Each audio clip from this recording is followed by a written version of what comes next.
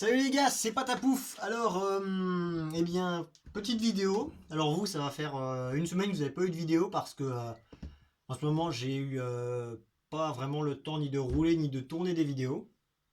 Mais je suis de retour. Enfin, pour ma part, je suis de retour enfin sur YouTube. Parce qu'en fait, pour moi, ça fait à peu près un mois et demi qu'en fait, je n'ai pas tourné une vidéo parce que c'est des vidéos que j'avais tournées à la suite et puis que je balançais, sans en avoir tourné au préalable. Puis là, du coup, j'ai enfin fini une prépa. Parce qu'en fait, pour vous dire un peu actuellement, dans les jours qui viennent, j'ai le bac de français. Donc vous doutez bien que j'ai moins de temps pour la RC. Donc automatiquement, les vidéos en pâtissent. Mais bon, je suis de retour pour vous faire au moins une vidéo. Et ceci est à propos d'une prépa que vous avez vue il y a pas mal de temps, le début. Puis là, j'ai enfin terminé. Une prépa, on va dire, je pense que c'est un peu ma plus grosse prépa que j'ai fait. Parce qu'en fait, c'est la prépa sur laquelle j'ai fabriqué le plus d'éléments. Et généralement, sur une prépa tapouf, je fabrique juste support moteur, support batterie, support vecteur et support récepteur. À la limite, je fais les deux en même temps. Et là, j'ai fait support moteur, support vecteur. J'ai mis une boîte de réception. Donc j'ai percé deux trous, évidemment. C'est tout. Deux bacs à batterie. Les renforts. Une partie du support de différentiel central. Des supports de carrosserie pour une grosse carrosserie et des pare-chocs spéciaux pour la carrosserie. Alors, sa voiture de Christian, il va passer sur une carrosserie en incassable.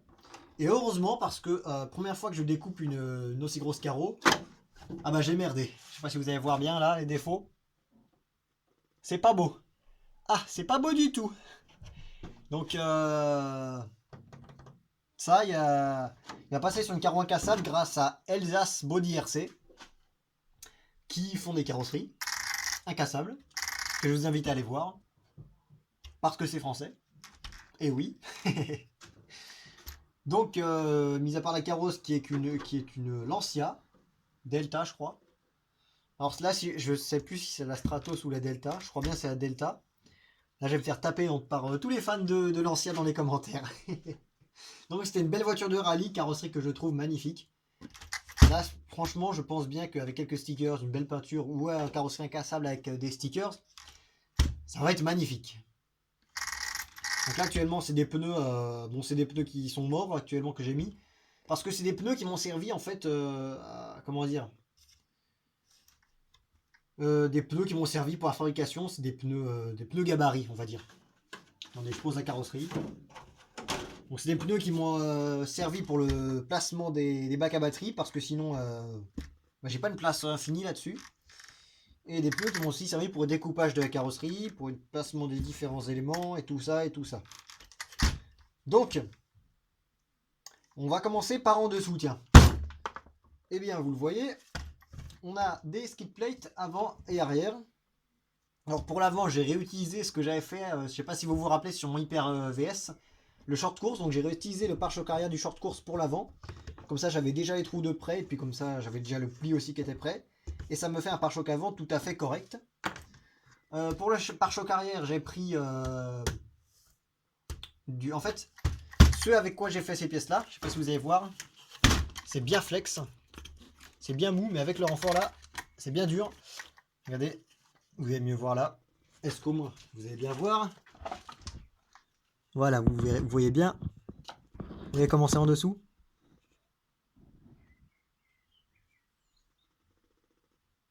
Voilà, voilà. Donc, ce que j'utilise, c'est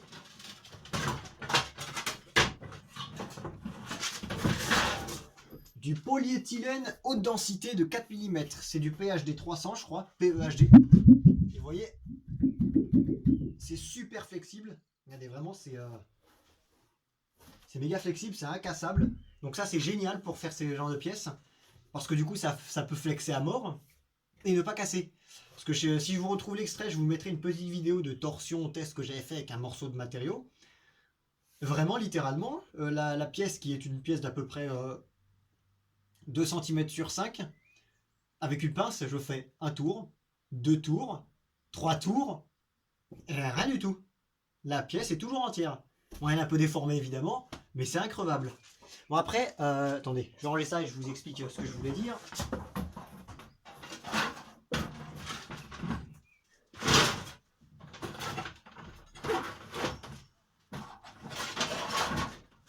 L'inconvénient avec ce matériau, c'est qu'en fait, il est très mou.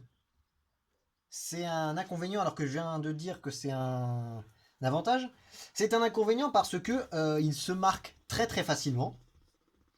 Donc niveau usure, ça va durer le temps que ça va durer. Bon, ça va durer longtemps évidemment, ça va durer longtemps, mais ça va s'user quand même parce que c'est assez mou comme matériau. D'ailleurs, j'ai pas serré les roues. Et l'autre inconvénient de fait que ça soit mou, c'est qu'en fait, une fois que ça se déforme, et bah, ça ne revient pas en place, pas forcément. Donc ça veut dire que, est-ce que j'ai un morceau de matériau pour vous montrer? Non, évidemment, j'ai pas de morceau de matériau. Ah si, j'en ai. Regardez. Ah, ce morceau-là, vous voyez, il est droit. Je vais tordre un peu. Je vais tordre un petit peu. Là, on veut que je suis pas musclé, il faut que je mette des 2 mains.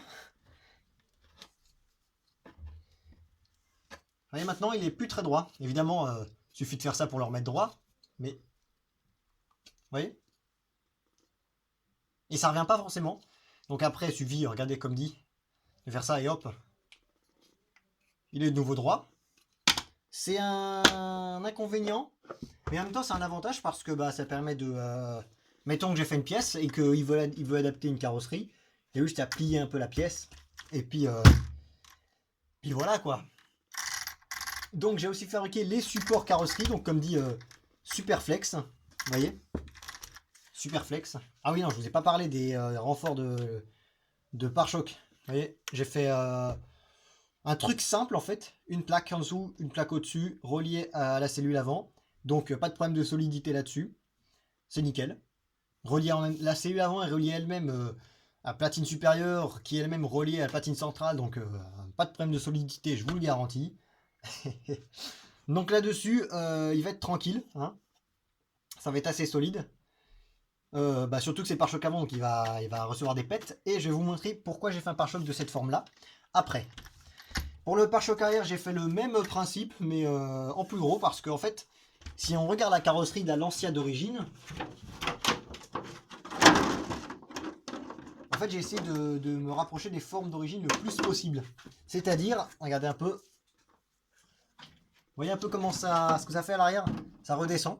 Et si on regarde bien la carrosserie d'origine, c'est un peu pareil. Bon, évidemment, il y a les pots d'échappement ici, mais j'ai pas pu le faire, du coup. Moi, j'ai fait un truc comme ça et franchement, je suis très très fier. Ça rend assez bien. Et ça, c'est fidèle à la carrosserie d'origine. Pareil à l'avant. Donc attendez, je vais vous remettre le choc. Vous voyez à l'avant, ça monte là aussi. Non, la carrosserie pas. Voilà. Vous voyez, ça monte, ça fait sympa. Ça fait tout à fait sympa. Je vais ah oui, c'est justement ce dont je vous parlais. Si on tord trop après, bah, il garde la forme. Donc voilà pour les pare-chocs. Et c'est une partie que je pense va être bien solide parce que c'est quand même du plastique massif. Ensuite, pour les bacs lipo, qui sont les parties les plus proéminentes. Alors, ce que j'ai fait, déjà, vous voyez le L ici, en alu. Ça sert à fixer le bac au châssis, évidemment. À l'arrière, j'ai pas fait de L en alu, mais j'ai fait un triangle. Je n'arrive pas à bien voir si on voit. Donc, vous voyez le L en alu ici, là à l'avant. Et à l'arrière, le triangle de plastique qui fait le même effet, mais évidemment ça sert à porter le bac parce qu'en fait il y aura une batterie de chaque côté et une batterie de chaque côté, ça veut dire équilibrage des masses optimal. Et sauf que là je viens de me rendre compte que j'ai mis radiateur et moteur du même côté, du coup l'équilibrage quéquette. Mais ça à la limite c'est pas grave vu que c'est une machine de loisir. Vous voyez, si je le porte comme ça, elle penche un peu. Et après c'est du loisir, donc on va pas chier non plus dans la colle. Donc les bacs à batterie, encore une fois, j'ai utilisé du polyéthylène pour les bords et là pour les parties là, j'ai vais utiliser du nylon de 7 mm, 6-7 mm, je sais plus. Parce que c'est solide, c'est léger, j'en ai à foison. Donc autant l'utiliser. Je viens de finir de manger. Donc ça permet de mettre des batteries. Alors de quelle dimension? Est-ce que j'ai de quoi mesurer au moins? Non, évidemment je trouve pas mon réglé, mais ça. Donc des batteries de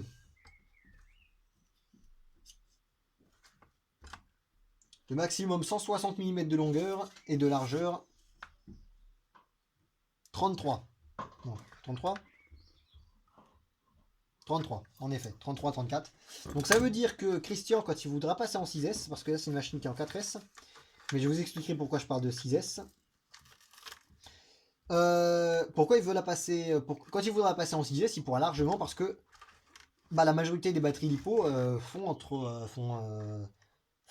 en dessous de 160 par 35.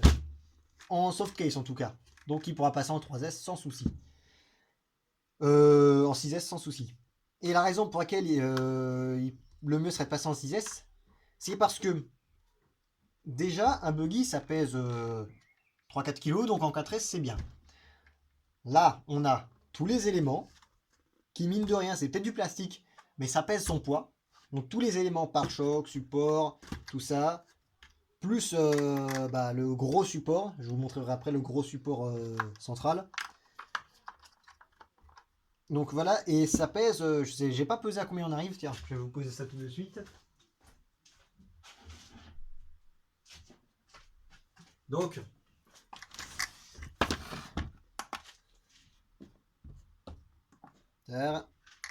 sans les batteries et sans la carrosserie, juste avec des roues légères, 3,5 kg. On rajoute les batteries. Bon là c'est des grosses, c'est des 3S, mais on va dire que c'est des grosses 2S. 4,2 kg, plus un variateur qui fait 10 grammes, et une carrosserie qui pèse 300 grammes. On arrive à 4 kg, 4,7 kg à peu près. Donc en 4S, pour moi, ça sera à la limite en fait. Alors tiens, on va peser. Tiens. Une carrosserie Elsa CRC, donc c'est à peu près, on va dire, il y a à peu près même, la même quantité de plastique. Ouais, quand même, ouais, il y a quand même du plastique, là. 3 mm, elle fait à peu près 300-400 grammes celle-là. 4 kg 674. Donc avec une grosse carrosserie de short course, c'est à peu près 4-5 kg. Plus, quand il va rouler toute la terre qui va aller partout, pas partout en fait, et ben on arrivera facile à 5 kg. Et en 4S, avec un moteur en 68 mm, même s'il a la place de mettre un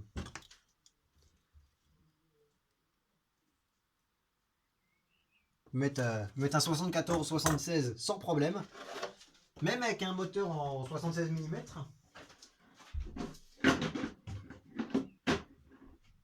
en 4S pour moi ça va être limite, vraiment. Donc surtout avec un pignon de 20, parce qu'il m'a dit tu mets un pignon de 20, ça va être limite, ça va être limite. Donc je vais vous montrer un peu le support moteur que j'ai fait. Alors on va pas bien le voir parce qu'il est assez bien caché. Oula, reste là toi. Vous voyez ou pas le moteur en fait ne glisse pas, il pivote. Ah, je suis sûr, on voit pas, j'ai une mauvaise luminosité là. Donc c'est un gros truc en 8 mm. Vous voyez, qui sert aussi en fait un peu de support de cerveau, donc multifonction, et en même temps de renfort de châssis. Donc c'est une belle pièce. Donc, je vais vous approcher un peu la caméra, je vais essayer de vous approcher la caméra. J'ai toujours branché la caméra. Vous voyez un peu le support moteur. C'est une belle pièce en alu de 8 mm. Voilà, là vous voyez bien. Et le support de cerveau en fait c'est il a été, je remets bien parce que j'ai mis un objectif grand angle sur une caméra. Voilà. Vous voyez un peu le matos.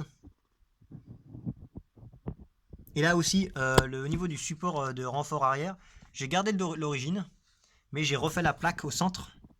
Vous voyez? Est-ce que je peux vous trouver la plaque d'origine? Alors oui. Regardez un peu ce qu'il y a d'origine. Bon, s'il y a d'origine, je sais pas si on va bien voir là. Une plaque là, qui en fait se met à la place. Donc j'ai répliqué les emplacements et j'ai mis le gros support à l'arrière. Donc ça c'est nickel. Ça va être bien solide. Et puis, ça va être bien solide. Alors la raison pour laquelle j'ai mis ce renfort là en supplément, c'est déjà bon pour tenir les câbles, mais aussi parce que si on regarde bien, là le support là, cette partie là est en deux pièces. Le support de diff et le support renfort. Ce qui fait qu'il y a quand même un flex et j'ai pas envie que ça soit sur les vis qui tiennent ça. Donc ce que j'ai fait c'est j'ai mis ce renfort là et en complément, il y a ce renfort là qui est en fait une barre en titane. Donc c'est du solide.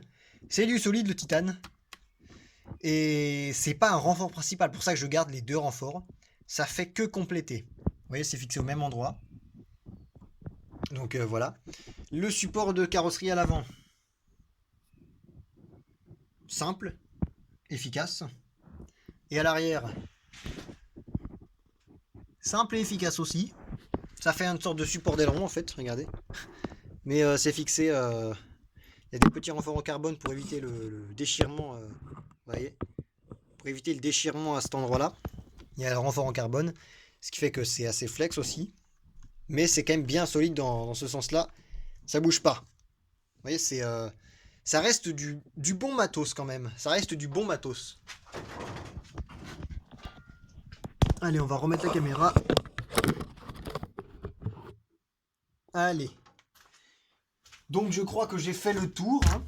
Je crois que j'ai fait le tour. Le cerveau, c'est celui que tu m'as fourni, Christian. La corne de cerveau, pareil. Et puis, faudra que tu me... Non, tu me l'as déjà dit. Faudra que tu passes à la maison pour la récupérer, qu'on fasse tes réglages avec ta propre radio. Parce que là, en fait, j'ai ma propre radio à moi, que je vais mettre dessus pour les essais. Et puis c'est à peu près tout, parce que tu m'as pas mis de radio avec. Donc je t'ai fait les soudures du variateur. Et puis c'est tout. J'ai eu rien à faire d'autre. Donc on branche le moteur. Et mine de rien, ça fait quand même un projet. Je suis vraiment pas déçu. Je suis pas déçu. Ah oui, aussi, il faut absolument que tu achètes les ressorts orange. Parce que regardez, regarde. Taré à fond. Là, les ressorts ils sont tarés à fond. Et avec les batteries et la carrosserie, même taré à fond, à l'avant il est comme ça. Donc autant dire que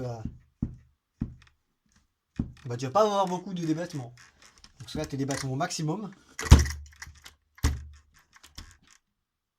Donc tu as beaucoup de débattements, parce que comme ça ta voiture pourra bien danser sur la suspension. Donc ça va être vraiment cool, vraiment agréable.